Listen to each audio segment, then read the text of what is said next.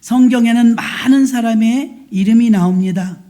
성경에 나오는 인물들은요, 2930명이 기록되어 있습니다. 2930명의 이 사람들을 성경에 조금씩만 기록한다 할지라도 성경이 지금보다 훨씬 아마 두꺼워질 것입니다. 하나님은 중요한 인물들을 중심으로 성경에 기록해 놨다는 것을 알 수가 있는데, 어떤 사람은 이름 한 줄 정도 들어간 사람이 있는가 하면 어떤 사람은 그 사람의 이야기를 길게 많은 장을 할애하여서 써놓은 것도, 장황하게 소개된 것도 찾아볼 수가 있습니다. 성경에서는요, 하나님께서 성경에 나오는 그 많은 사람들을 다 평가하고 있다는 것입니다. 그래서 중요한 사람과 중요하지 않은 사람이 구별 지어지고 있죠. 창세기에도 보면은 누가 누굴 낳고 누가 누굴 낳고, 그때는 800년 900년을 살면서 자녀를 생산했으니 얼마나 많은 인구가 늘어나야 될 때였겠습니까?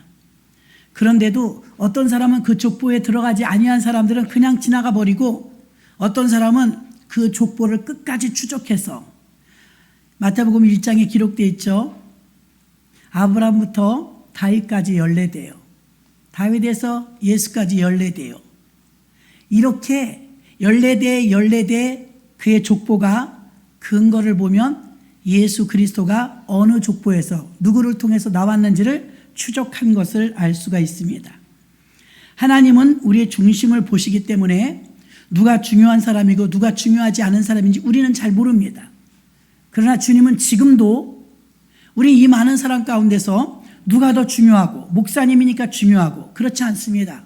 하나님이 보시는 건 중심을 보시는 줄로 믿습니다. 하나님은 언제나 성경을 기록하실 때도 중요한 사람 중심으로 흘러가도록 하셨다는 것입니다.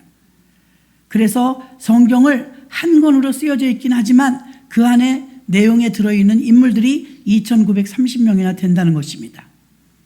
여러분은 올 1년을 어떻게 살아오셨습니까? 하나님께서 여러분에 대해서 만약에 기록한다면 여러분은 중요한 사람의 반열에 들어갈까요? 이름 석자만 간신히 올라가는 한 줄밖에 남기지 않는 사람이 될까요? 아니면 우리가 멀리 살고 있는 사람처럼 그렇게 기록이 될까요? 오늘 송구 영신 예배를 드리러 오신 여러분들, 오늘이 너무나 중요한 줄 믿습니다. 하나님은 오늘 특별한 이 시간에 여러분에게 기회를 드리고 싶어서 송구 영신 예배로 불러주신 줄로 믿습니다.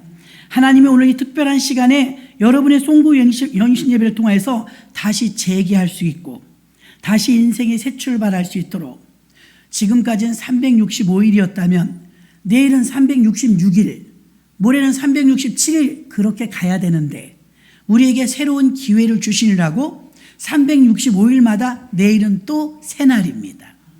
이건 우리에게 기회를 주셨다는 것입니다. 2024년도 새해를 우리가 어떻게 시간을 관리하느냐에 따라서 낭비하지 않고 헛되이 보내지 않는 사람이 있는가 하면 낭비하고 헛되이 보내는 사람도 있을 것이니, 오늘 이 예배를 드리면서 여러분에게 부여하신 그 시간을 하나님의 영광을 위해서 결단 있게 쓰임받는 시간 되시기를 바랍니다. 그동안 우리는 육체적, 정신적, 신앙적으로 사실은 게으르고 무책임하며 방황하며 그렇게 살았다 할지라도 인생의 중요한 고비마다 하나님의 보호자 앞에 섰을 때 우리는 오늘 어떻게 살았느냐에 따라서 그날 보호자 앞에서 어떻게 변명하느냐로 나오게 된다는 것입니다. 오늘 본문의 16절과 18절에 보니까 세월을 아끼라, 때가 악하니라. 16절에 술 취하지 말라, 이는 방탕한 것이니 오직 성령의 충만함을 받으라. 우리는 이 말씀을 수도 없이 읽었습니다. 그럼 세월을 아끼라, 때가 악하다 이렇게 쓰여 있는데 언제가 악할 때고 언제가 선한 때냐 이 말입니다. 오늘 본문에 정확하게 18절에 나와 있습니다. 술 취할 때는 악한 때고 성령이 충만할 때는 선한 때입니다. 같은 한 절에 답이 나와 있습니다. 그런데 많은 사람들은 악한 때에 자기 자신을 던져서 시간을 허비해버립니다. 그래서 세월을 아끼라고 바울은 강조하고 있는 것입니다. 지금 바울의 시간 개념은 영적인 의미를 가지고 말하고 있습니다. 하나님은 태초에 창조하실 때 영원이라는 시간을 주셔서 영원히 죽지 않는 생명을 우리에게 부여하여 주셨습니다. 아담과 하와가 선악과를 먹음으로 죄를 짓고 나니까 첫 번째 받는 형벌이 꼴까닥하고 죽는 게 아니고 영원이라는 시간 대신 죽음이라는 시간으로 제한받게 되었어요. 시간의 구속 안에 들어가 버리게 되었습니다. 시간의 영원한 것을 받았던 우리들인데 죄가 들어오니까 시간의 제약 안에 들어가 버린 거예요. 시간 때문에 꼼짝 못해요, 우리는요. 시간에 매여버리게 된 것입니다. 원래 하나님은 우리가 이렇게 시간에 매이게 만들지 않으셨습니다. 하나님은 어떠십니까? 시간에 매이지 않죠. 시간과 공간을 초월하시는 전능한 하나님. 우리가 그렇게 기도하고 있지 않습니까? 하나님은 시간의 제약을 받지 않아요. 여러분들은 오늘 이 예배 오늘하고 어떤 사람은 1시간, 어떤 사람은 5분, 여러분 시간의 틀 안에서 갇혀서 살았던 것입니다. 그 예배 시간에 맞춰서 오시지 않았습니까? 그것이 여러분이 이미 시간 안에 갇혀 있다는 걸 말하는 것입니다. 가장 비극적인 것은 하나님과 더불어 하나님 나라에서 영원히 살도록 만들어진 우리들이 이제는 시간이 주도하는 그 틀 안에서 제한받는 자의 삶으로 전락해버리고 말았다는 것입니다. 하나님이 주시는 시간을 시간 안에서 의미 있게 사용하지 아니하면 우리는 지혜롭게 살지 못하는 것입니다. 하나님이 지금 우리에게 제한된 시간을 주셨는데 그 시간을 우리가 어떻게 써버리느냐에 따라서 우리는 하나님이 주시는 지혜를 받기도 하고 지혜를 못 받기도 하는데 하나님이 이 시간을 허수히 쓰고 세월을 아끼지 아니하면 악한 자의 시간으로 악한 때를 만들어버리고 말 것입니다. 하나님은 제한적인 시간 안에서 하나님의 카이로스, 여러분 우리가 이 카이로스의 시간 하나님 만나는 시간으로 만들어야 되는데 악한 때는 조금 아까 18절에 말한 것처럼 술 취하고 있을 때는 악할 때이고 성령 충만할 때는 선한 때라고 했습니다. 여러분이 시간에 갇혀서 살고 있는데 악한 때를 만들어버리는 사람도 있고 선한 때를 만들어버리는 사람도 있다는 것입니다. 그래서 오늘 술 취하는 사람은 시간에 대해서 죄를 짓고 있는 것이죠. 술이 그 사람을 통제합니다. 술이 그 사람을 똑바로 서지 못하게 합니다. 성령이 충만한 사람의 시간은요, 하나님이 주도하는 시간, 하나님에 의해서 이끌림을 받는 시간. 그래서 예수 믿지 않는 사람들은 술 취한 시간 속에서 죄가 그들을 지배합니다. 그러므로 시간을 하나님이 주도하시도록 여러분의 시간을 새해 맡기셔야 될 것입니다. 그래서 우리의 시간을 알파와 오메가요, 처음과 나중이요, 시작과 끝이 되시는 그 주인 되시는, 시간의 주인 되시는 그분께 시간을 맡겨드리면 우리는 시간의 자유함을 누리게 될 줄 믿습니다. 이것을 빨리 받아들이는 사람이 지혜로운 사람입니다. 2024년에 하나님이 말씀하신 5가지의 시간의 법칙을 우리가 살펴보면서 삶을 살아나가는 동안 여러분이 정말 소중한 사람으로서 분명한 표대를 세우고 그리고 시간의 굴레 안에서 하나님의 시간으로 만들어내는 선한 때를 만드시기를 주님의 이름으로 축원합니다. 시간의 이 5가지 법칙 첫 번째는요, 분명한 표대를 세우라고 말하고 있습니다.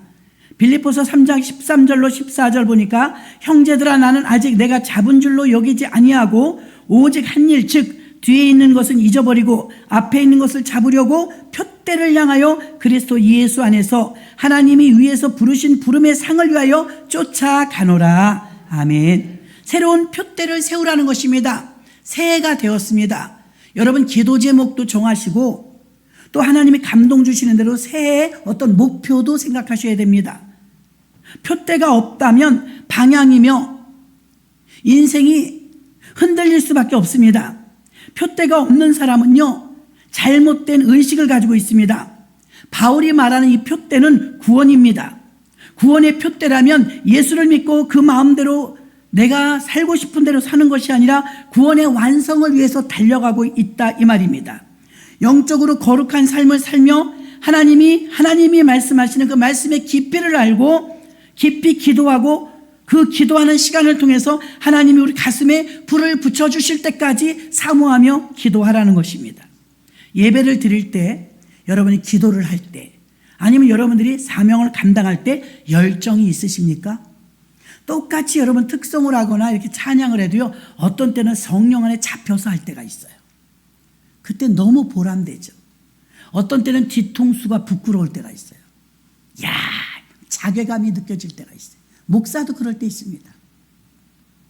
어떤 때는 선한 도구로 쓰임받고 어떤 때는 그냥 시간을 때우게 쓰임받을 때도 있다는 것입니다. 가슴에 불이 붙어 있지 아니하면, 시간을 아끼고 여러분에게 열정이 없다면, 어떤 철학자의 말처럼 이 세상은 종교가 없어서 망하는 것이 아니라 열정이 부족해서 망한다라고 말했습니다. 많은 사람들이 열정이 없다는 것입니다. 골로새서 1장 9절로 11절 보니까 이로써 우리도 듣던 날부터 너희를 위하여 기도하기를 그치지 아니하고 구하노니 너희로 하여금 모든 신령한 지혜와 총명에 하나님의 뜻을 아는 것으로 채우게 하시고 주께 합당히 행하여 범사에 기쁘시게 하고 모든 선한 일에 열매를 맺기 위하여 하나님을 아는 것에 자라게 하시고 그 영광의 힘을 쫓아 모든 능력으로 능하게 하시며 기쁨으로 모든 견딤과 오래 참음에 이르게 하시고. 아멘. 열정이 오래 참음으로 끝까지 이르게 한다는 것입니다. 사도 바울이 기도한 것은 세 가지입니다. 하나는 채우는 것, 하나는 잘하는 것, 하나는 이르는 것. 산속에서 돌을 닦는 사람들은 청빈하게 산다고 비움이란 말을 많이 합니다. 어느 종교나 비움에 대해서는 많은 말을 합니다. 다 비워야 돼, 내려놔야 돼. 우리 기독교도 마찬가지입니다. 자, 세상에서 말하는 종교인들이 비운다는 비움은 그대로 청빈하게 살면서 돌을 닦듯이 그렇게 선을 바라보며 행동하려고 합니다. 기독교인의 비움은 다릅니다. 기독교는 왜 비워야 되냐면 그들이 말하는 청빈하기 위해서 비우는 게 아니라 우리의 비움은 새로운 것을 채우기 위해서 비우는 겁니다. 이게 너무나 달라요. 무조건 비우면 가난한 자의 마음으로 사는 것으로 끝나는 것입니다. 우리의 비움은 그런 비움이 아닙니다. 우리가 비워야 될 이유는요, 새로운 걸 채우기 위해서입니다. 물론 그것은 성령의 충만함인 줄 믿습니다. 사도 바울은 채우기 위하여서 비우라 이 말입니다. 그리고 성장하기 위해서 자라라 이 말입니다. 그리고 이르라, 다다를 때까지 이르라 이 말입니다. 하나님의 뜻이 있는 신령한 지혜를 채우고 하나님을 아는 것에서 자라야 하며 하나님의 힘에 이르러야 될 줄 믿습니다. 그래서 시간을 아낄 때 첫 번째는 표대를 바로 해라. 표대, 목적의식을 가지고 있으라 이 말입니다. 왜 여러분이 기도 제목을 다 써오셨을 텐데요, 1월 달만 되면 새로운 각오로 부들부들 떱니다. 다이어트도 좀 해보려고 하고요, 성경도 좀 읽어보려고 하고 새벽 기도도 좀 해보려고 하고. 그러나 여러분, 중간쯤 가면 많은 사람들이 희미해집니다. 그럴지라도 여러분 표대는 세워야 될 줄 믿습니다. 두 번째 법칙이 있습니다. 전심전력하라는 것입니다. 전심전력. 빌립보서 3장 12절로 14절. 내가 이미 얻었다 함도 아니요 온전히 이루었다 함도 아니라 오직 내가 그리스도 예수께 잡힌 바 된 그것을 잡으려고 쫓아가노라. 형제들아, 나는 아직 내가 잡은 줄로 여기지 아니하고 오직 한 일, 즉 뒤에 있는 것은 잊어버리고 앞에 있는 것을 잡으려고 표대를 향하여 그리스도 예수 안에서 하나님이 위해서 부르신 부름의 상을 위하여 쫓아가노라. 아멘. 달려간다. 전심전력. 여러분, 릴레이가 육상 계주가 재밌지 않습니까? 사력을 다해서 뛰는데 옆에 구경한 사람들이 막 응원합니다. 경기하는 자가 법대로 경기해야 되는데 전심전력을 하여 뛰다가 옆에 아는 사람들이 구경 와서 막 응원하면 그 사람들하고 악수합니까? 안 해요. 아무리 친한 사람이고 부모가 와도요, 목례도 하지 못해요. 왜요? 전심전력해야 되니까. 전심전력은 이와 같은 것입니다. 바울은 2번씩이나 달려가노라, 달린다, 쫓아간다 이런 적극적인 표현을 지금 빌립보서 3장 12절부터 14절까지 써놨습니다. 그의 뛰는 모습은요, 쉬지 않고 뛰는 모습을 보여주고 있습니다. 이런 모습이 주님을 따르는 자의 모습인 줄로 믿습니다. 경주자가 마지막 꼬린 지점을 향하여 갈 때 2배 힘을 쏟는다고 합니다. 있는 힘을 다해서 에너지를 축적된 걸 다 끌어서 거기에 다 쏟아붓는 거예요. 이게 전심전력입니다. 걸어가면서 주변에 오신 분들하고 인사 나누고 그렇게 가지 않습니다. 경주하는 자는 전심전력을 해서 뛰는 것입니다. 2배의 힘을 쏟아 부어서 꼬린 지점에 가서 온 힘을 다 쏟는 것입니다. 하나님의 우리에게 또 새로운 시간을 예비하시고 주십니다. 어떤 사람은 하루하루를 장난처럼 보내고 뒹굴뒹굴 보내는 사람도 있을 것이고, 어떤 사람은 그 시간이 모자라서 전심전력을 다해서 달리는 분도 있을 것이고, 어떤 분은 훈련받는 분, 어떤 분은 성취하는 분, 각양의 모습이 내년에도 일어날 것입니다.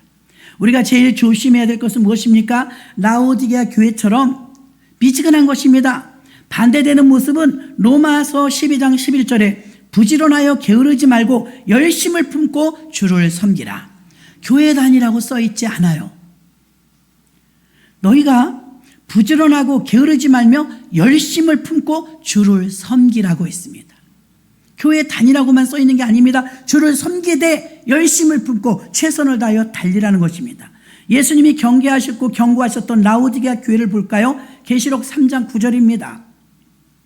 보라, 사단의 회 곧 자칭 의대인이라 하나 그렇지 않고 거짓말하는 자들 중에 며칠 내가 주어 저희로 와서 내 발 앞에 절하게 하고 내가 너를 사랑하는 줄을 알게 하리라. 미지근하고 뜨겁지도 아니한 덥지도 차지도 아니한 라오디게아 교회가 사단의 회라고 말하고 있습니다. 어떤 분야에서든 최고에 오르는 재능을 가지고 있는 라오디게아 교회였지만, 그럼에도 불구하고 이 교회는 열심도 있고 재능도 있고 모든 것을 가지고 있었음에도 불구하고 그들의 모습은 전심전력을 하지 않았습니다. 미지근하다 이 말입니다.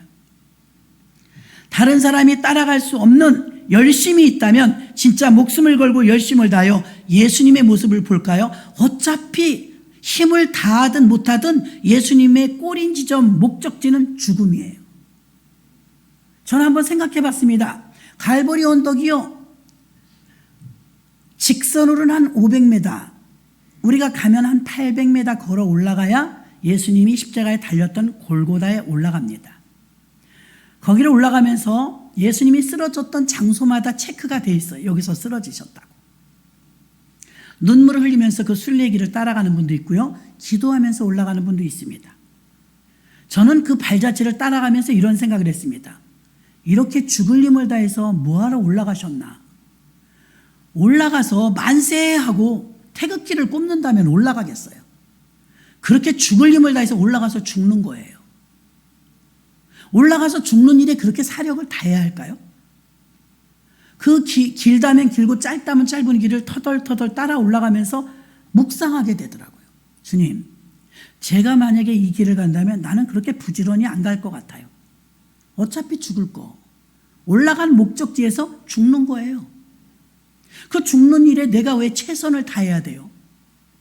어쩔 수 없이 억지로 죽어도 억울할까 말까인데 기껏 그 길을 쓰고 넘어지고 쓰러지고 피투성이가 돼서 만신창이가 될 정도로 얼마나 힘들었습니까?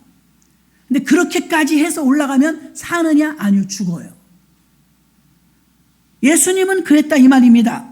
예수님은 보십시오. 누가복음 22장 44절에 예수께서 힘쓰고 해서 더욱 간절히 기도하시니 땀이 땅에 떨어지는 핏방울같이 되더라. 아멘. 어차피 죽는 일인데 이렇게 사력을 다해요. 예수님이 그냥 이 일이 흐지부지하게 이 사명을 감당했다면 우리의 구원이 그렇게 감격적이지 않을 것입니다. 우리의 구원을 이루어내기 위해서 죽는 일에도 최선을 다했어요. 쓰러지고 넘어지면서도 기어이 올라가셨어요. 나는 그 길을 걸으면서 이걸 뭐하러 올라가셨을까? 어차피 올라가도 죽는 걸. 올라가면 살려주는 게 아니에요. 힘들어서 지금 살겠는데 올라가는 이 길까지 이렇게 고통스럽다 이 말입니다. 사람은 많은 생각이 있습니다. 그리고 예수님도 자기 생각이 있기 때문에 이 잔을 내게서 옮겨달라고 겟세마네 동산에서 기도하셨습니다. 그러나 하나님이 응답하지 않으셨죠. 예수님은 더 깊이 기도하셨습니다. 얼마나 깊이 기도했으면 모세 혈관이 파열돼서 땀에 피가 섞여 나왔습니다. 그러나 예수님의 기도에 하나님은 응답하지 않으셨습니다.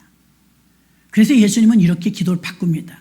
나의 원대로 마옵시고 아버지의 뜻대로 되기를 원하나이다.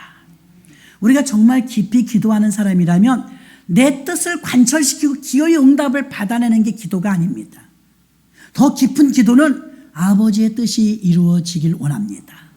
이 기도가 성숙한 기도인 줄 믿습니다. 예수님께서는 어차피 죽는 기도인데도요, 얼마나 사력을 다하고 전심전력을 다했는지 모릅니다. 예수께서 힘쓰고 애써서 더욱 간절히 기도하시니 땀이 땅에 떨어지는 핏방울 같이 되더라. 처절하지 않습니까?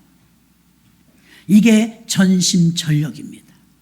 주의 일을 할 때 그냥 왔다 갔다 하는 것이 아니었습니다. 전심전력을 다해서 예수님처럼 그렇게 하란 말입니다. 라오디게아 교회처럼 미지근하지 말라는 것입니다.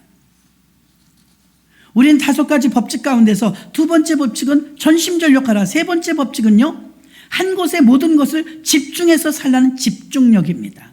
사람이 시간 낭비, 돈 낭비, 대부분 목적이 확실하지 않을 때 매사에 집중력이 떨어집니다. 목적이 불분명하기 때문이죠. 집중력은요, 산만한 사람은요, 불안하고 끈기도 없고 참지도 못하는 사람 집중하지 못합니다.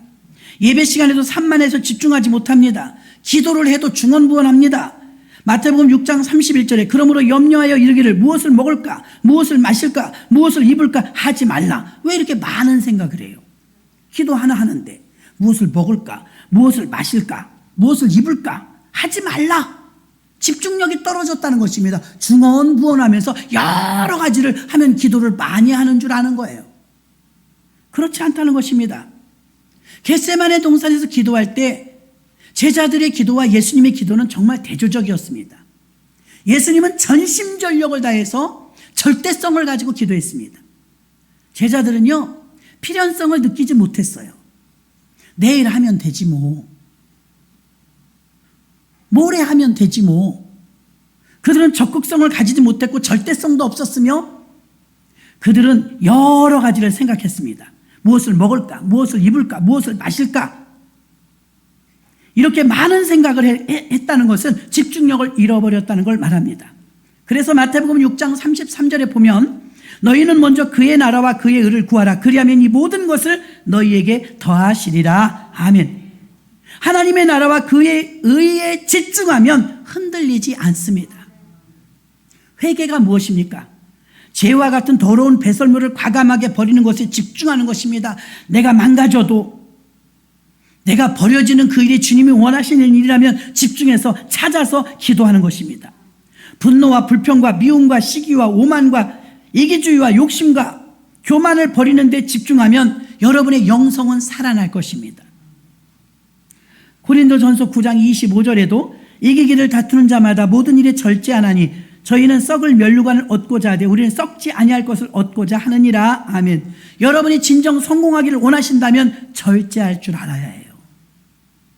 절제된 생활을 해야 최고가 되고 승리자가 됩니다. 다이어트를 한다면서 음식을 절제하지 못합니다. 돈을 모은다고 저축한다면서 매일 놀러 다닙니다. 주의 일을 한다면서 세상 일이 더 바쁩니다. 다 절제하지 못하는 것입니다. 믿음도 집중력입니다. 그래서 우리는 세상 일에 절제하지 못한다면, 물질에 절제하지 못한다면, 음식물에 절제하지 못한다면 변화는 없을 것입니다. 내가 절제할 수 있는 그 절제해야 여러분의 삶이 성공적인 삶이 되고 승리자의 삶이 되는 줄 믿습니다. 그래서 우리는 어떤 것에 여러 가지를 하길 원하는 것이 아니라 집중력을 가지고 한 곳에 집중해야 될 줄 믿습니다. 네 번째 법칙은요, 미래지향적으로 살라는 것입니다. 과거에 매이지 말고 어제에 매이지 말고 내일을 향해서 달려가라는 것입니다.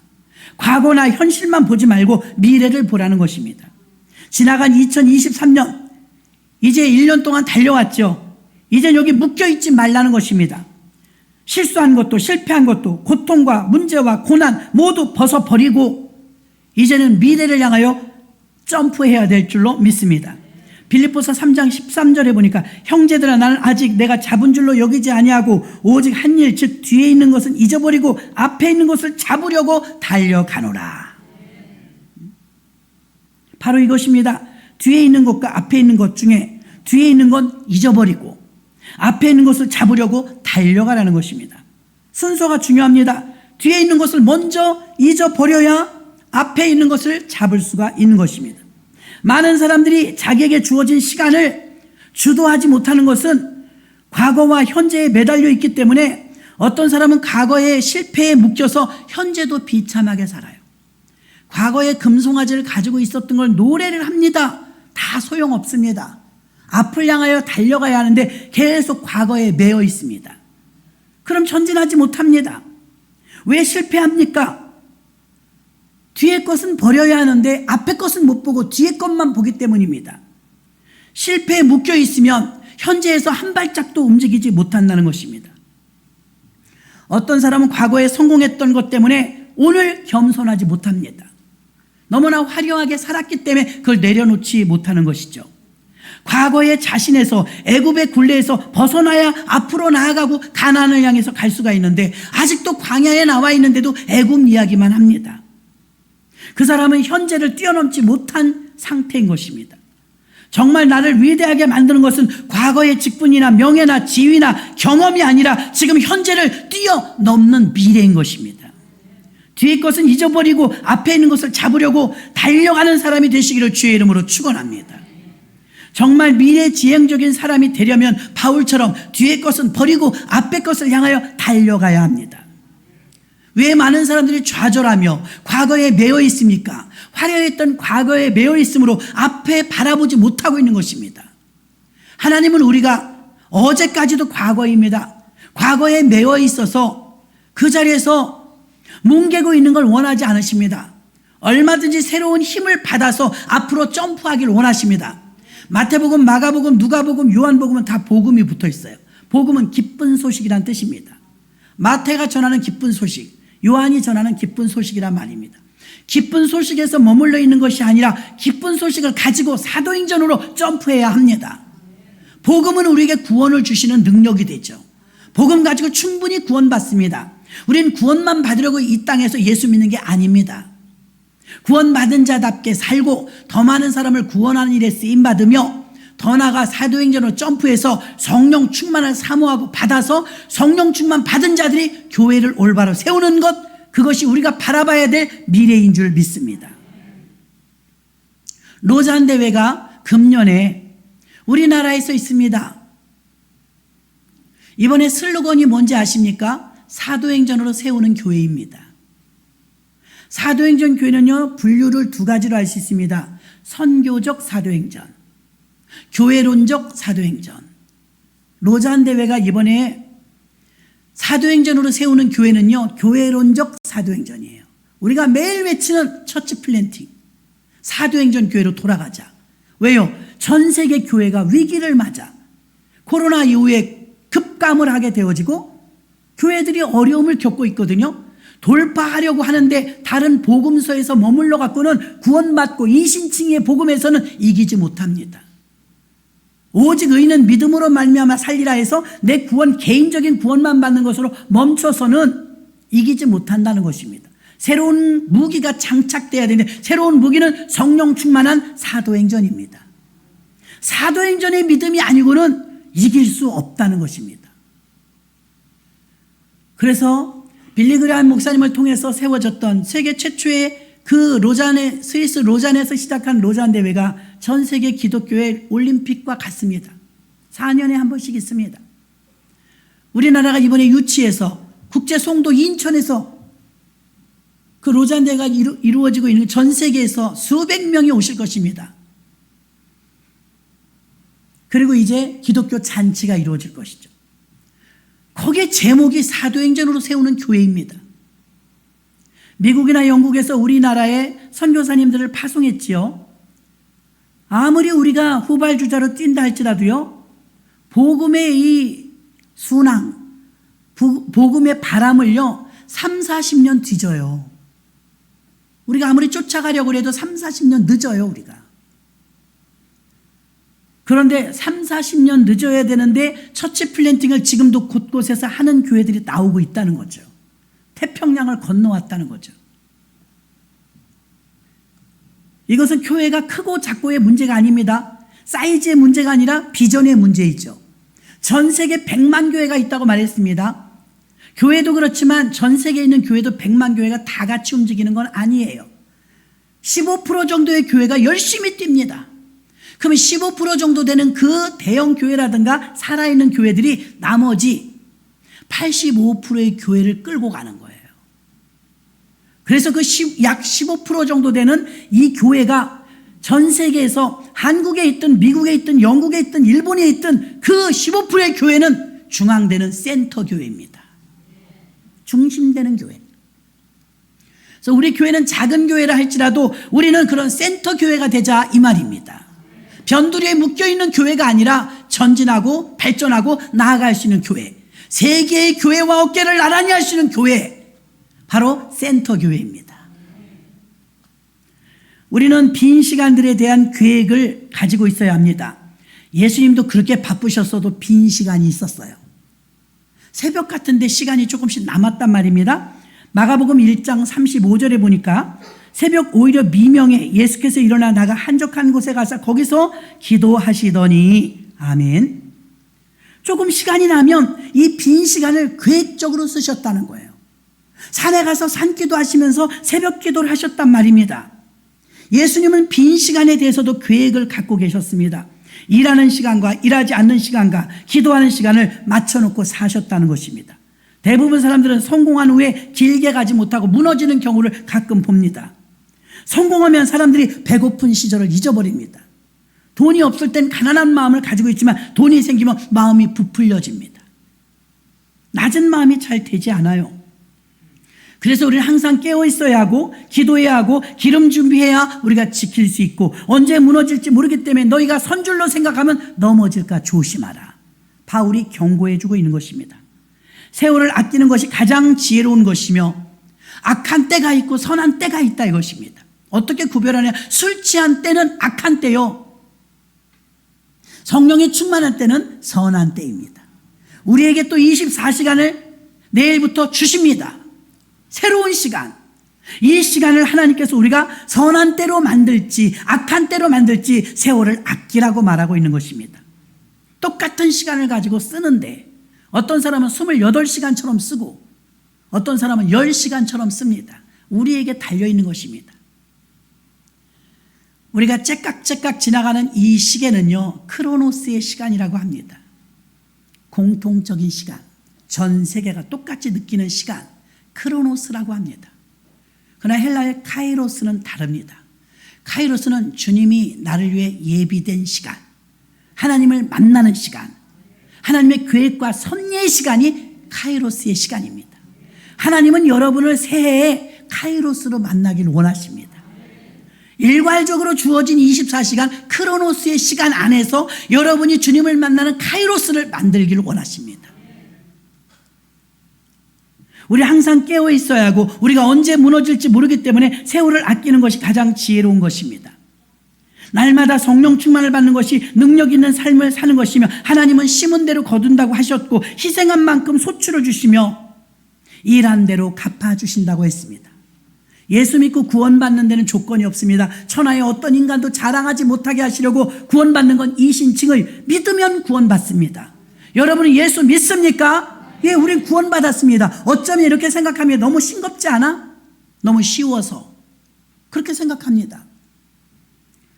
인간이 자랑하지 못하게 하려고 구원받는 건 무상입니다.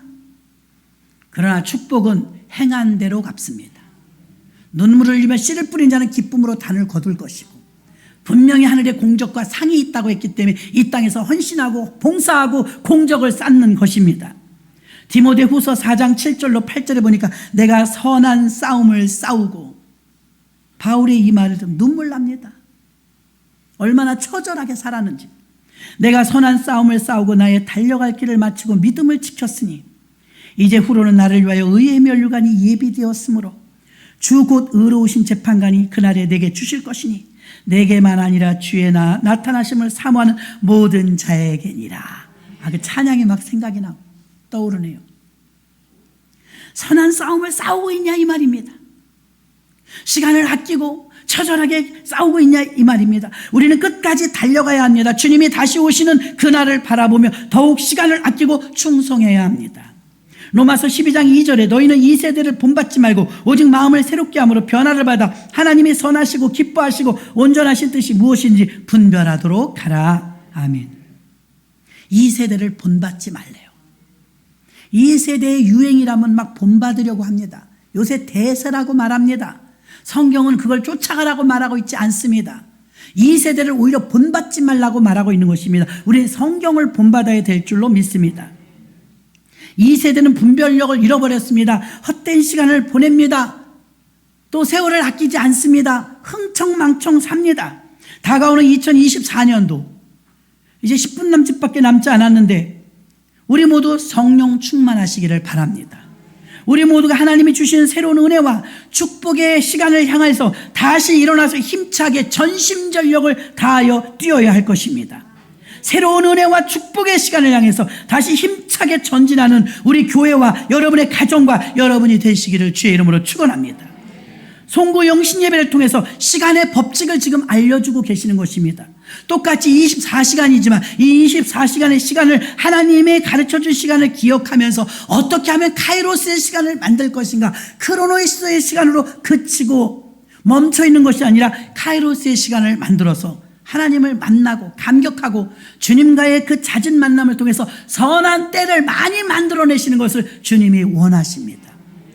사실 우리가 이런 각오를 작년에도 했습니다. 1년을 지나고 나니까 그래도 부족하더라 이것입니다. 그래도 부족하더라. 우리는 다시 한번 도전해 보려고 또 다짐을 하고 결단을 하는 것입니다. 내가 주님 뜻대로 살리라. 하나님이 원하시는 대로 시간을 아끼며 선한 때를 만들리라. 부들부들 떨면서 앞에 것을 바라보기 위해서 뒤에 것을 먼저 버려야 돼요. 순서가 있는 거예요. 너의 옷을 벗어버리고 새 옷을 입으라 했습니다. 먼저 것을 벗어버리지 않으면 새 외투를 입을 수가 없습니다. 2024년도라는 옷을 입으려면 2023년도를 먼저 벗어버려야 되는 것입니다. 실수한 거 있습니다. 게을렀던 거 있습니다. 충성하지 못했던 거 있습니다. 거기에 매여 있으면서 어떤 분은 그런 얘기를 합니다. 목사님, 난 죄가 많아갖고 그런가 봐요. 거기에 매여 있어요. 그렇게 매여서 계속 후회만 하고 있느니 점프해서 새로운 내일로 달려가야 될 줄로 믿습니다. 송구 영신 예배를 통해서 시간의 법칙을 알려주셨습니다. 이 시간을 기억해야 할 것입니다. 우리가 5가지 시간의 법칙을 삶을 사는 자의 하나님의 시간을 만들기 위해서 소중한 사람이 되라고 첫째로 분명한 표대를 세우고 가라고 했습니다. 두 번째 법칙으로 전심전력을 다하라고 했습니다. 세 번째 법칙은 집중력을 가지고 살라고 했습니다. 네 번째 법칙은 미래지향적으로 살라는 것입니다. 마지막 5째는 허비하는 시간 대신 채우는 시간으로 하나님의 카이로스의 시간을 만들어야 될 줄로 믿습니다. 우리에게 또 선물로 주신 엄청난 시간이 우리에게 주어졌습니다. 여러분이 또 한 해를 살고 내년에 결산할 때 우리가 어떻게 살아나야 될지 우리가 기억하면서 이 시간에 시간이 되었으므로 2023년도에서 2024년도로 초를 옮기도록 하겠습니다.